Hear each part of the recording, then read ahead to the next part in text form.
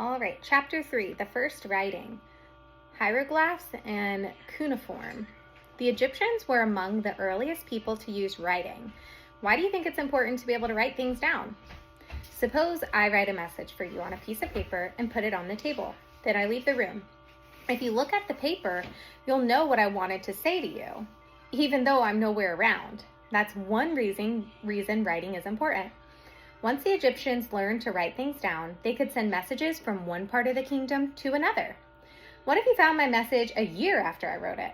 You would still be able to hear my words, even though I had written them down long before. That's the second reason that writing is so important. The Egyptians could write down the important events that happened during their lifetimes and leave them for their grandchildren, their great-grandchildren, to read. The Egyptians used pictures to write with. We call these pictures hieroglyphs. The pictures stood for certain words. The Egyptians used to carve these hieroglyphs into stone tablets. The stone tablet lasted for a very long time, but they were heavy to carry, and carving the pictures into stone took weeks of work. Another country near Egypt had a better idea. They carved their pictures into tablets of wet clay. This country was called Sumer. Sumer was in the Fertile Crescent between the Tigris and the Euphrates rivers. This place between the rivers is called Mesopotamia. The word Mesopotamia means between two rivers. Did you know that the word hippopotamus means hippo, means horse, and potamus means river? The hippopotamus is a river horse. In Mesopotamia, we can see the word potamus again, potamus again. Only this time it has a different ending, Potamia. This means river, and meso also means between. The Sumerian picture writing was called cuneiform. So hieroglyphs were pictures that they did on stone. Cuneiform were pictures that they did on the wet clay. Because the Sumerians lived between two rivers, they had plenty of that damp clay. Instead of carving their cuneiform into stone, they would mold the clay into square tablets. Then, while the clay was still wet, they would use a sharp knife or a stick to make the cuneiform marks. After the message was carved into the clay, the Sumerians would either wipe it out or write another message, if the message was something unimportant like a grocery list, or else bake the clay until it was hard. Then the message would last for a very long time. Here's an example of Egyptian hieroglyphs.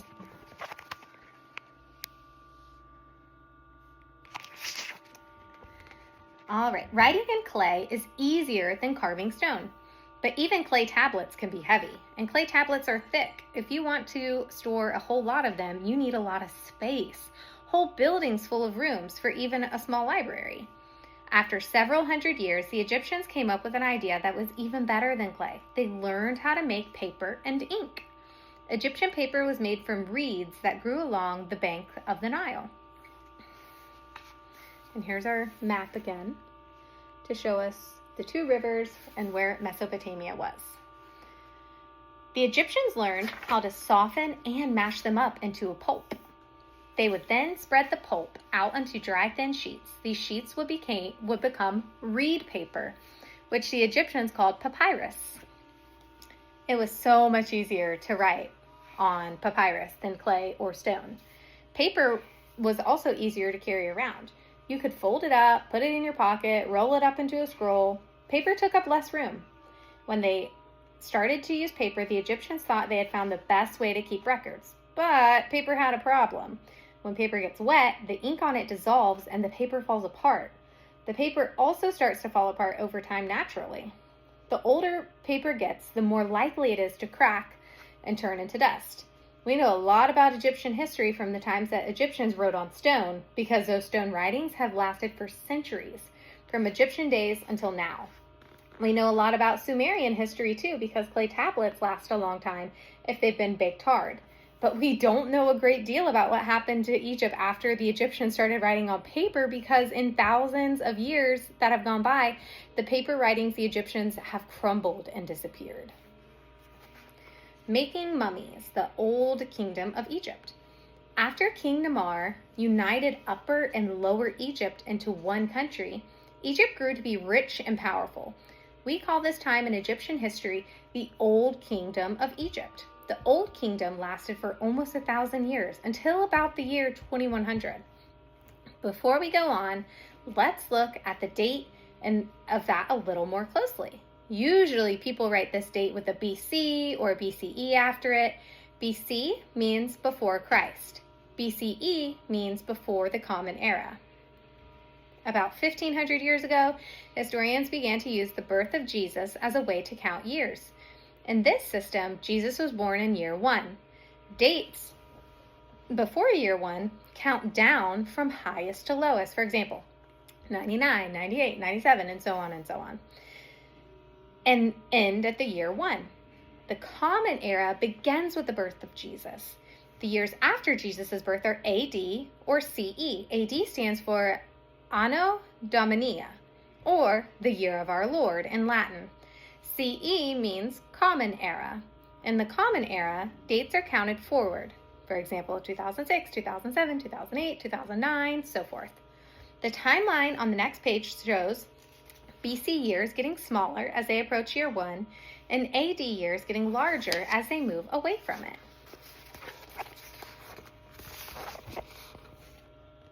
Okay. During the Old Kingdom of Egypt, the Egyptians began making mummies for the first time. Mummies were the bodies of dead people, treated with spices and salts and wrapped in linen so that they would not decay. The Egyptians believed that dead people went on to another life in the afterworld, but they also believed that the dead could only enter this afterworld if their bodies were preserved. This was called embalming. Embalming was a very complicated process. Only priests, men who were in charge of worshiping the gods, were allowed to make mummies, and it took more than 2 months to make one single mummy. Let's imagine that we're back in the Old Kingdom of Egypt at the time of the pharaoh Cheops. Cheops had been pharaoh for years. He has made Egypt's army strong, and he keeps Egypt safe from enemies. But in the middle of the night, word comes from the palace that Cheops is dead. Instantly, the priests start to make preparations. They collect all the things that they'll need to make Cheops' body into a mummy: salt, spices, oil, and linen. Cheops is carried from the palace to the temple where the priests are waiting for him. The priests take the body to a holy place inside the temple. They wash it with wine and spices. Then they take all of Cheops' organs, his liver, his stomach, his lungs, and his intestines, out of his body. They cover the organs with special spices to preserve them. I had no idea. Cheops' heart gets special treatment. The chief priest takes the heart out, washes it, wraps it in linen strips, and puts it back in Cheops' chest. The Egyptians believe that Cheops will need his heart in the afterlife. They think that when Cheops reaches the afterworld, the god will weigh his heart on a special scale. If his heart is good, it will be light, and Cheops will spend the rest of his afterlife in happiness. But if his heart is full of sin, it will be heavy, and a monster will eat it. After they finish with the heart, the priests cover the pharaoh with salt and more spices and leave it covered for 40 days. During this time, Egyptians mourn the death of their king. When 40 days have passed, their priest comes back to uncover the body and the organs. They wash the organs and the body again and cover them with oil and more spices. They put the liver, the stomach, the lungs, and the intestines into 4 special jars called canopic jars. Each jar has the head of a god on top of it. These gods are supposed to protect Cheops' organs. When the priest wraps Cheops' body in strips of linen, they put special pieces of jewelry between linen strips. The jewelry is supposed to protect Cheops on his journey to the afterworld, kind of like magic. Then they make a gold mask that looks just like Cheops and put it onto the mummy's face so that the gods will recognize the mummy when Cheops arrives in the afterlife. Finally, the chief priest holds a special ceremony. He touches the mummy's mouth with a special tool. He thinks that this will allow Cheops' mummy to hear, see, and talk in the afterlife. Finally, the mummy is finished. But before Cheops is buried, he has to be put in 3 coffins. The first coffin is gold, and it has Cheops' face on the outside. The gold coffin is put into a wood coffin to protect it. Then Cheops' wooden coffin is carried throughout the streets in a huge funeral procession all the way to his tomb, a pyramid. Inside the pyramid is a special burial chamber. The chamber has a big stone in it called a sarcophagus. The wooden coffin is placed inside the sarcophagus. The stone lid of the sarcophagus is so heavy that 4 men have to push it into place. Now Cheops' mummy is safe inside its coffin. His spirit can begin the journey to the afterworld. Before the Egyptians leave the burial chamber, they make sure that Cheops has everything he'll need to be comfortable in the next life. They fill the chamber with furniture, jewelry, clothes, and food for him to use. They leave toys and games for Cheops to play with and scrolls for him to read. They even bury a full-sized boat beside the pyramid so that Cheops can sail through the afterworld. Finally, they leave the burial chamber and seal up the door. Cheops' body will lie undisturbed for years until grave robbers discover that this tomb is full of treasure. All of the kings and important people buried in Egypt had gold and jewels in their grave, and everyone in Egypt knew that graves were full of treasure. So what do you think happened? At first, the Egyptians of the Old Kingdom dug underground rooms in the desert to bury their mummies. But thieves knew that the mummies had jewelry and treasure buried along with them. Grave robbers often broke into these underground rooms and they stole all the treasure. So the Egyptians started to build stone tombs out of huge stone blocks with a hole or shaft cut in the middle. The mummies and all its clothes, furniture, and jewelry were lowered down into the shaft into a treasure room. Then the shaft was filled with stones to keep anyone else from climbing in. These stones were called mastaba tombs. These tombs were called mastaba tombs. But even mastaba tombs weren't good enough for pharaohs. The pharaohs were buried in the biggest tomb of all, pyramids. Pyramids were giant fortresses to keep the pharaoh and their treasure safe. The pyramids were important for another reason. They pointed upward to the sky. The Egyptians believed that the pharaoh was a god and that he would rise up and join the other gods after his death. They thought that the pharaoh would climb up to heaven using the sides of the pyramid like steps. Cheops spent over 20 years building his pyramid before he died. He knew that he would be buried in this pyramid when he died, and he wanted his pyramid to be the biggest of all. His pyramid still stands in the desert near Giza, which today is called Cairo, Egypt. It is called the Great Pyramid because it is the largest of all the 35 pyramids that the Egyptians built for their pharaohs. The Great Pyramid was built around 2550 BC. It was the highest building in the world for 4,000 years. It was built with over 2 million blocks of stone, and each block weighs almost 3 tons. That's as heavy as an elephant. And the Egyptians didn't have cranes or bulldozers or earth movers. Instead, they cut the stone blocks out by hand with copper and stone tools. They then built ramps out of rocks and earth up the sides of the pyramid. They dragged the stone blocks up the ramps with ropes. Hundreds of men pulled together to move the large stones. Thousands of Egyptians worked on the Great Pyramid year after year. Finally, the pyramid was finished. Then the Egyptians pulled the ramps down and covered it with sheets of white limestone. Archaeologists think that the pointed stone at the very top of the Great Pyramid even had a gold cap on it. The white stone and golden top are gone now, but when the Great Pyramid was first built, it shone in the sun. Inside the Great Pyramids was a burial chamber just for Cheops. But there were also empty chambers and unfinished rooms and passages that led off into dead ends. Cheops hoped that any thief who would break into the pyramid would get lost in the maze of rooms before he could find the treasure. After the pyramid was finished, workmen sealed off the door to the outside. They slid huge plugs of stone down into the passage blocks, the way into the pyramid, and then went out through a small escape passage that had been dug down into the ground and came up in the desert outside. The Great Pyramid even has its own watchdog.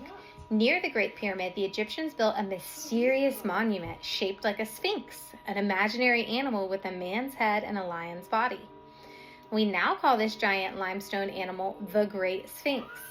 The Great Sphinx is as tall as 11 men standing on each other's shoulders, and it's almost as long as a football field. The Sphinx was made out of limestone, which is a kind of stone that is easily chipped and broken.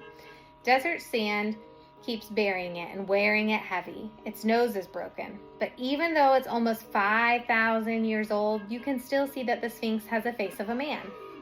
Many people think that the Sphinx was built to protect the pyramids, but thieves found Cheops' burial chamber anyway. They got past the Sphinx and through the maze of passages inside the Great Pyramid and stole Cheops' treasure and his mummy. By the time archaeologists made their way into the pyramid, Cheops and his gold had been disappeared forever. Here's some. So that's sad. We don't even have his mummy anymore. It's gone. Someone stole it. Yeah, that's actually the most depressing thing.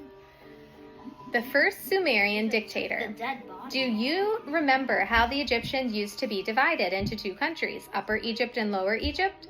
They spent all their time and energy fighting each other. But once King Narmer conquered Lower Egypt and made the Egyptians into one country, the Egyptians could spend their time on farming and building instead of on war.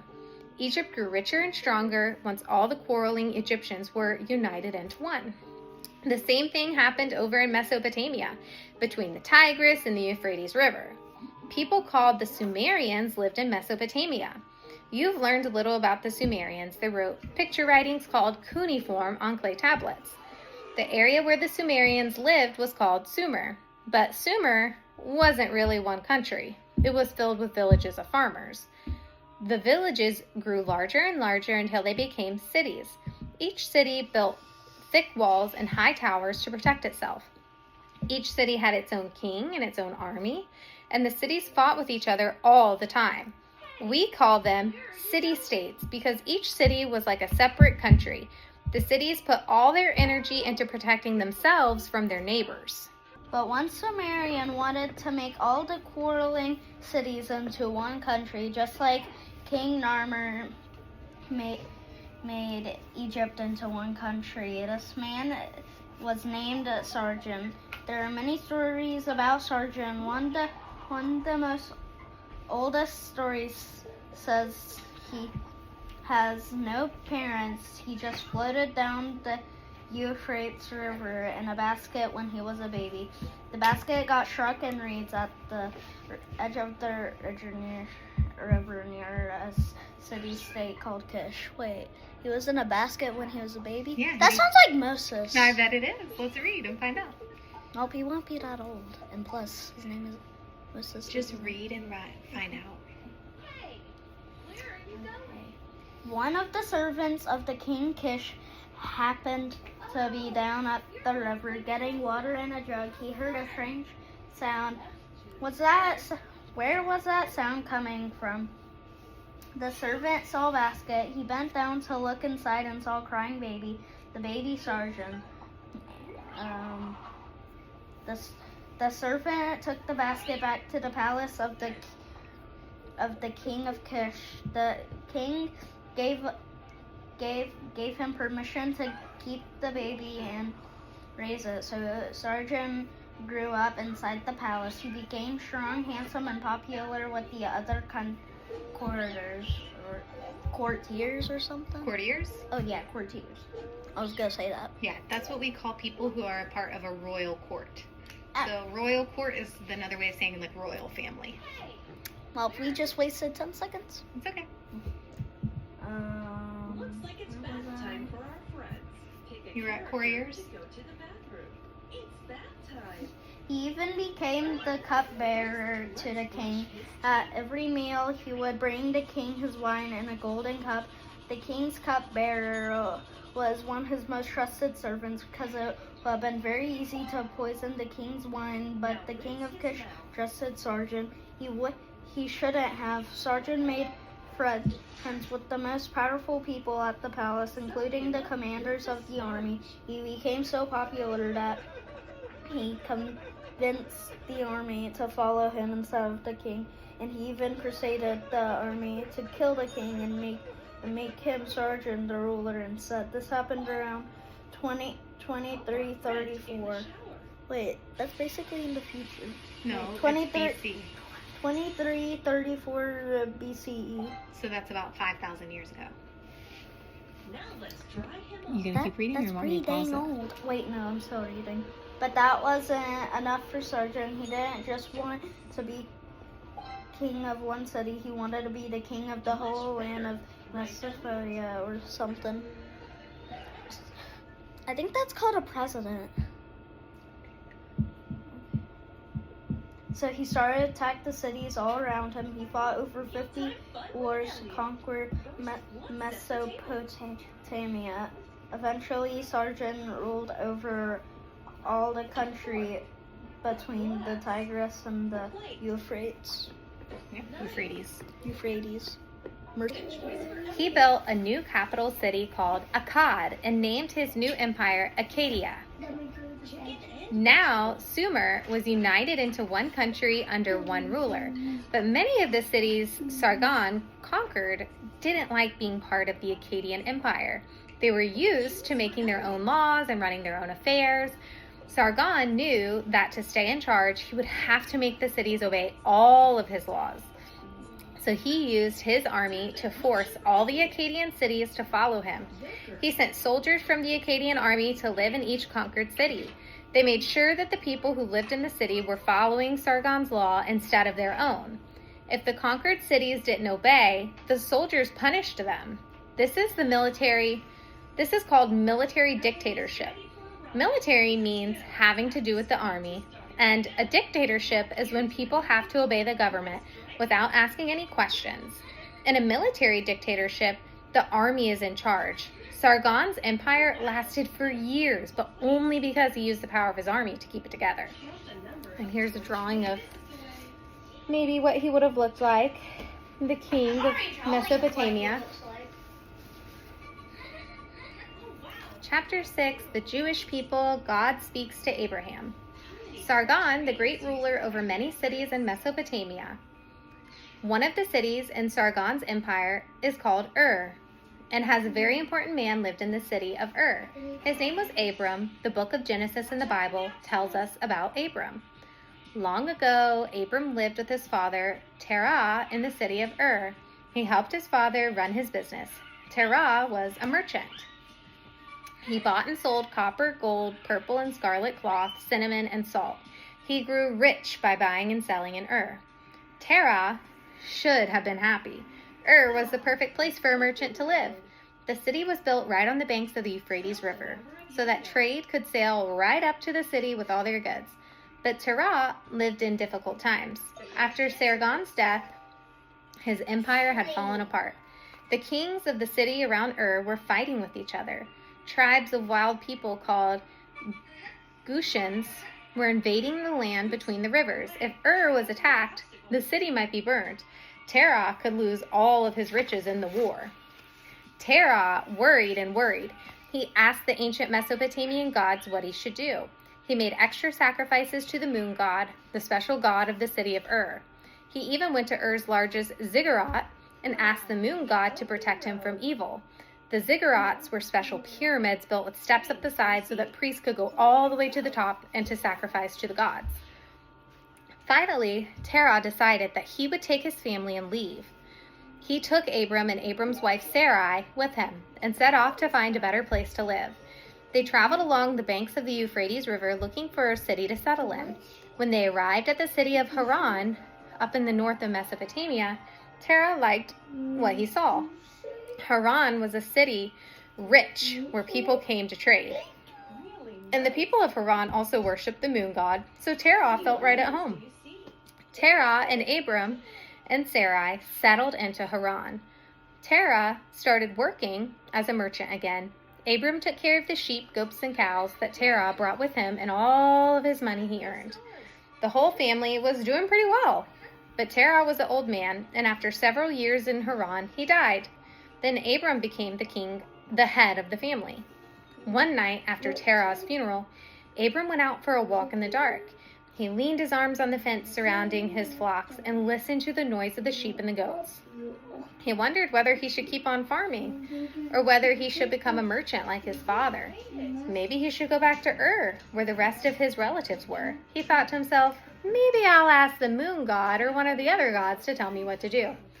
Suddenly, he heard a voice say, "Abram!" He looked around, but he didn't see anyone. "Who are you?" he said. "Are you one of the gods?" "I am the one God," the voice said, "and there are no other God except for me." "What do you want me to do?" Abram asked. "Leave Haran," God said, "and go to the land I will show you. I will give it to you and your children. I will make you into a great nation. I will bless your friends and curse your enemies, and everyone on earth will be blessed because of you."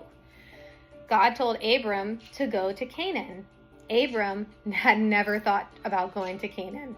After all, there were no large trading cities there. There were no rivers. It was far, far away from Mesopotamia, which is the only civilized place that he knew. Strange, wild tribes live in Canaan. Why would we go there? But Abram decided to do what God told him to do. He took Sarai, all his servants, and all his sheep, goats, cows, and camels, and all of them left the safe city of Haran and started off into the wilderness. Finally, they arrived in Canaan. When they got there, God appeared to Abram again. "I will make an agreement with you," God said to Abram. "Obey me and worship me. You will be the father of a whole new nation, and I will give the whole land of Canaan to you and your children and your grandchildren. I am going to change your name from Abram to Abraham, because Abraham means father of many children.